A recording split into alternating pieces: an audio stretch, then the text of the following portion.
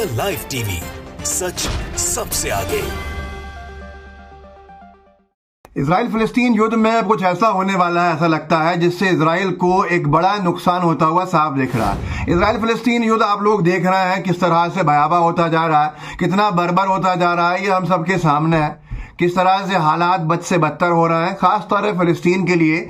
जो इजराइल की बर्बरता है उसमें कहीं कोई कमी नहीं आ रही है, बढ़ती ही जा रही है बर्बरता। जो बेरहमी के साथ जो हमले हैं वो अपने जो प्रारूप है वो बड़ा देखते ही जा रहे हैं। इजराइल बच्चों को मार रहा है, सबके सामने है, लेकिन अल कसाम ब्रिगेड, यूँ कह लीजिए हमास का एक तरह का विंग जो है, अल कसाम ब्रिगेड ने जो अब वीडियो जारी किया है, उस वीडियो के बाद इसे बहुत ज़्यादा चर्चा है अंतर्राष्ट्रीय पटल के ऊपर, क्योंकि ये एक ऐसा वीडियो है जिसने इजराइल को चिंता में डाल दिया है।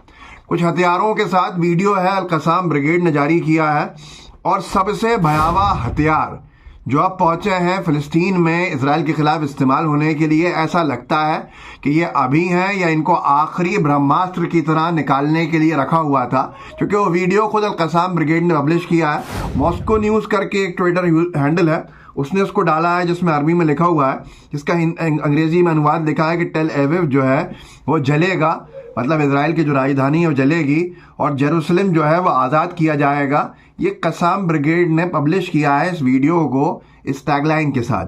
देखिए कितने भयावह हथियार हैं जो इस वक्त अल कसाम ब्रिगेड के हाथ में है, और जो वो निकाल के इजराइल पर चलाने की शुरुआत करने वाला है। तो इससे ऐसा लगता है कि युद्ध जो है वो बहुत ही गंभीर स्थिति में और ज़्यादा जाने वाला है। देखिए इस वीडियो को।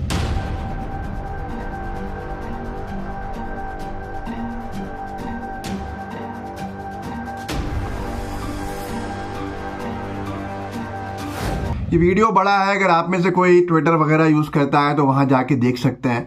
मेरी एक लिमिट है, मैं इसको सिर्फ इतना ही लगा सकता हूँ यहाँ पे, लेकिन हालात कितने ज़्यादा भयावह हैं वो इससे आप अंदाज़ा लगा सकते हैं कि इतने बड़े हथियार, इस स्तर के हथियार अब अल कसाम को निकालने पड़ रहे हैं इजराइल के खिलाफ। जो तबाही में किस तरह जाएंगे, किस तरह से हालात और भयावह बनेंगे, इजराइल कितना घुटनों पे आएगा नहीं आएगा ये आने वाले वक्त में पता चलेगा। पर इसका शिकार जिस तरह से इजराइल ने बच्चों को, बेकसूर महिलाओं को बनाया है, वो दुनिया ने देखा है, पर दुनिया खामोश है। यहाँ तक कि अब तो जो इजराइल के लोग हैं वो अभी तक बोल रहे थे, पर अब जो लोग पीड़ित बताए गए हैं पहले बार के 7 अक्टूबर के हमले के, जो पार्टी जो टारगेट की गई थी, जो डांस फेस्टिवल चल रहा था, जो एक म्यूजिक फेस्टिवल चल रहा था, जिसको हम पे हमला किया गया था इजराइल में, और कहा गया था कि हमास ने बहुत बेकसूर लोगों को यहाँ मारा है, जिसके रिटेलिएशन में इजराइल अपनी कार्रवाई कर रहा है। वो कॉन्सर्ट के अंदर जो मौजूद लोग थे, जो पीड़ित हैं, उन्होंने अब इजराइल के खिलाफ केस दायर करने के लिए आगे बढ़ने का काम किया है। ये बहुत सी जगहों पर छापा गया है। मेगाट्रॉन करके एक ट्विटर हैंडल है, उस पर लिखा है कि ब्रेकिंग, और नोवा कॉन्सर्ट विक्टिम्स जो हैं वो इजराइल को ऊपर केस करने जा रहे हैं। 42 विक्टिम्स हैं 7 अक्टूबर के नोवा कॉन्सर्ट के। उन्होंने एक सिविल लॉसूट फाइल किया है IDF यानी इजरायली डिफेंस फोर्सेस के खिलाफ, पुलिस के खिलाफ, और इजराइल की इंटरनल सिक्योरिटी सर्विस के खिलाफ। लॉसूट साफ तौर के ऊपर ये कहता है कि ये लापरवाही थी और नाकामी थी इजराइल की उन सिक्योरिटी थ्रेट्स के और वार्निंग्स के बावजूद जो उसको पूरी तरह से पहले से मिल रही थी। इंटेलिजेंस इनपुट के ऊपर भी काम नहीं किया गया। वो इजराइल ने जो काम किया है, जो नाकाम हुआ है, उसकी वजह से ये पूरा हमला हुआ है। और ये मुकदमा जो है उन पीड़ितों की तरफ से जो उस कॉन्सर्ट में पीड़ित हैं, उस कॉन्सर्ट में जिन लोगों पर हमले हुए, उन्होंने मुकदमा दायर किया है किसके खिलाफ? इजराइल के डिफेंस फोर्स के खिलाफ। कई सारे विक्टिम्स ये भी कह रहे हैं, उन्होंने पहले से तय कर लिया है कि वो पब्लिकली आके सार्वजनिक तौर के ऊपर कमेंट करेंगे कि इजराइल की आर्मी ने उनके ऊपर फायर किया और आउट ऑफ कंट्रोल होकर फायर किया। एक पुलिस इन्वेस्टिगेशन ने भी कंफर्म किया है कि 7 अक्टूबर को कई सारे लोग जो हैं इजरायली, वो इजरायली डिफेंस फोर्सेस की तरफ से चलाई गई गोलियों से मारे गए। अब आप सोचिए कि क्या हालात हैं, कितना झूठ फैलाया गया और कितना सच जो है आपसे छिपाया गया। और अब जो चीज़ें सामने आ रही हैं खुल के, वो आपके सामने है। इस पर यकीन करें या ना करें, यह आपके ऊपर है, ये आपका लुकआउट है, आप स्वतंत्र हैं। लेकिन वो जो बात इजराइल के लोग कह रहे थे अभी तक, और अब इजराइल के पीड़ित लोग कह रहे हैं, जिनको निशाना, जिनको आधार बनाया गया हमला करने के लिए, फिलिस्तीन के ऊपर। अब वही लोग कह रहे हैं कि इजरायली डिफेंस फोर्सेस ने उन पर हमले किए हैं।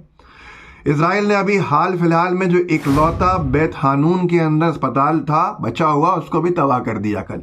वीडियो देखिए जरा सा, आपको समझ में आएगा कि ये कितना अमानवीय काम इसराइल की तरफ से किया जा रहा है, और ये वॉर क्राइम्स नहीं है तो क्या है, देखिए इस वीडियो में। الآن متواجدين من أمامي مستشفى مدينة بيت حانون. هذه المستشفى الوحيدة المتواجدة في هذه المدينة. طائرات الاحتلال وجيش الاحتلال تمركز. ये जो हॉस्पिटल है ये बताया जाता है कि गाजा के बेत हानून इलाके का है और आखिरी हॉस्पिटल था। अब इसके बाद इस इलाके में कोई अस्पताल नहीं बचा है।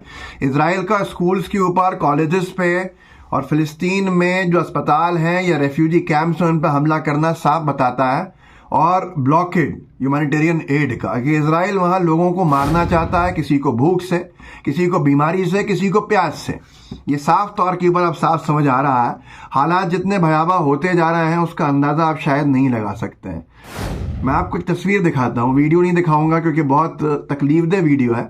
ये तस्वीर है, यूनुस अरसलान ने इस वीडियो को डाला है, कोई यूजर है ट्विटर पे, जिसमें एक बच्ची को रोता हुआ दिखाया जा रहा है। उस बच्ची का सर धूल में है, तकलीफ है, वो बच्ची रो रही है, पर उसको सहलाने वाला, संभालने वाला कोई नहीं है, उसकी पीठ थपथपाने वाला कोई नहीं है। और ये वजह इसलिए है क्योंकि उसके पूरे परिवार को इजराइल ने अपने हमले में ख़त्म कर दिया है। वो बच्ची कह रही है कि मेरे पिता कहाँ हैं। इसकी पूरी इजराइल ने फैमिली को तबाह कर दिया, और ये बच्ची के पास सिर्फ आंसू ही आंसू हैं जो बह रहे हैं।